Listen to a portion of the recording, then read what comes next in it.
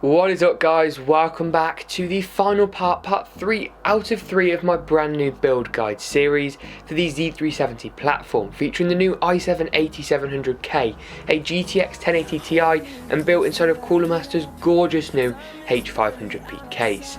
If you haven't yet seen parts 1 and 2, you can watch those in the card section now, and that'll get you nicely up to date on things. But in this video, we're going to be taking a look at just how well this $3,500 beast performs.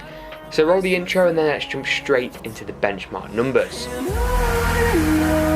We'll go through the wastelands, through the highways, till my shadow turns to sun rays, and on we'll go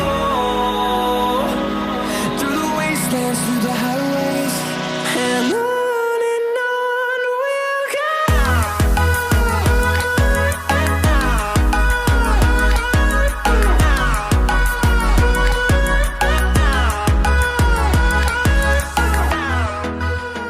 All of the benchmarks here have everything on max aside from VSync, which was of course disabled due to the use of a G-Sync monitor. First up is the ever legendary GTA 5.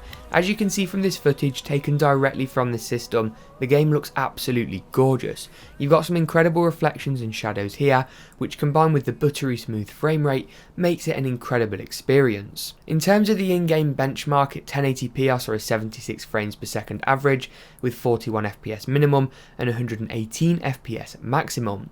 At 1440p you're going to see an average FPS of 64, min of 35 and maximum of 121 frames per second.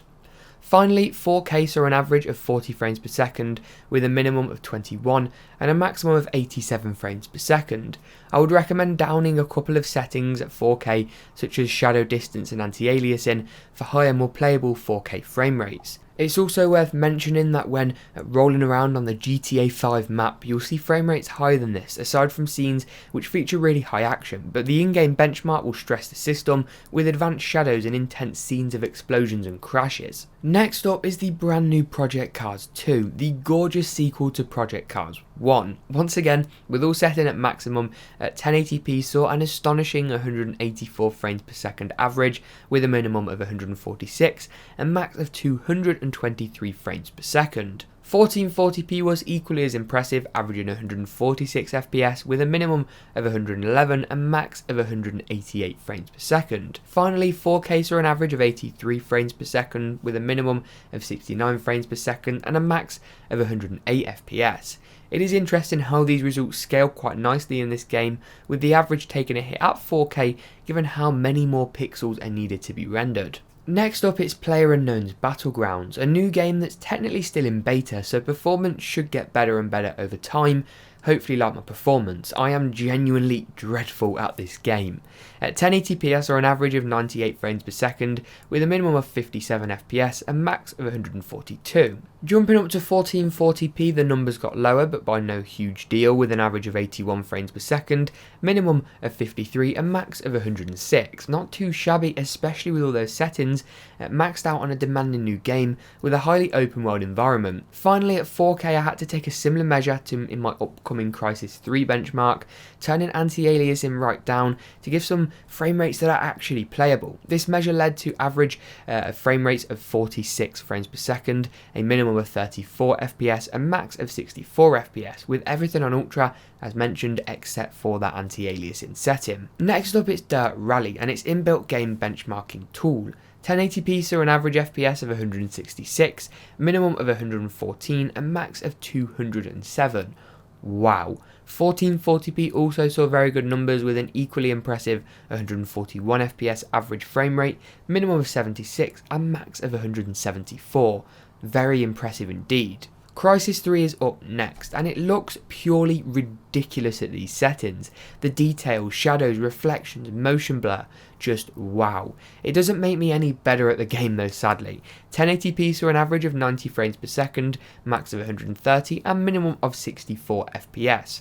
An older game but an incredibly demanding one and an ever good game benchmark. Moves to 1440p and the numbers drop a fair deal, with an average of 67 FPS, min of 46, and maximum of 91 frames a second. For 4K you want to turn the anti-aliasing right down to 1x, otherwise the frame rates are going to be pretty horrific. With everything else on max though, like before, we're seeing an average of 52 FPS, min of 39, and maximum of 62 frames per second. This just shows how difficult Crysis is to run when maxed out, even with anti-aliasing notched down on such a new powerful GPU. Moving on to the synthetic benchmarks, 3D Mark's Firestrike saw a monumentally massive score of 22,727, better than 98% of all other results on their database, and 3 times the score of a minimum spec VR gaming rig. Wow, if that doesn't show the true power of this system, then you tell me what does. The score is broken down into graphics, which saw a score just shy of 30,000, and physics, which had a score over 18,000. The 3D Mark TimeSpy benchmark measures DX12, so DirectX 12 performance over DX11. This saw a score of 9,530, which also sits very highly, boasting a graphics score of bang on 10,000 and a CPU score in excess of 7,500. Next up is Cinebench R15. The graphics test pulled in a result of 123.96 frames per second. Now when compared to other cards this doesn't look that great, but the difference is this GPU never exceeded 50% usage during this test at all. Like the benchmark didn't even need the rest or use the rest of this GPU's power. In terms of the CPU Cinebench test though, a very good score of 1,363 was achieved at stock clock speeds, just shy of the 1400 score produced by a Ryzen 7 1700 chip, which currently retails for around $75 less than this i7's RRP, or recommended retail price. That being said, this chip's single-threaded performance is superior, with the CPU turboing the 1 or 2 strongest cores up to a whopping 4.7 GHz. In terms of temperatures, the GPU maxed out at 63 degrees Celsius, even in its vertical configuration with the fans on automatic. The huge number of fans in this build certainly helped on that front, as did MSI's new 3-fan cooler design. Finally, on the temperature front, I was seeing CPU temps of around 67 degrees Celsius, a testament to Cooler's MasterLiquid 240 and the crazy dual 200mm followed by dual 120mm fan config up front in front of that radiator. But that about wraps it up on the performance front, and breathe. So as you saw from those benchmarks there, this system is no slouch. 1440p is the sweet spot for high frame rate ultra gaming with really great visuals and a nice experience, with ultra wide being possible too, and 4K is certainly playable. Take those settings down to high or medium settings for an incredible looking gaming performance nevertheless, and some frame rates that really will blow you away.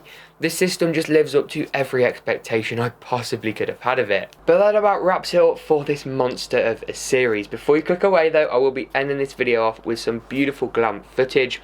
I do want to take a moment to thank a few companies though. First up is MSI. I'd like to thank them for lending me the motherboard, CPU and graphics card. Getting hold of new i7 chips and new i5 chips on launches for me from Intel is literally impossible, so without MSI this just wouldn't have happened. Second of all is ADATA and Samsung for sending out some RAM and an SSD for me to keep hold of for a little bit. And finally is Cooler Master. They were kind enough to provide the CPU cooler, case and power supply, and I was insistent on using this new chassis, which in the planning stage of this build was very hard to get hold of. So thanks to the guys both in the UK and over in their head offices in Taiwan for making things happen for this build. I really do appreciate it. As always though, if you enjoyed this video, this whole series of videos, once again check that card section for the other 2 episodes. Smash that like button, follow me on Twitter, it's at GeekaWhat. Subscribe for more content like this, but enjoy pure PC porn.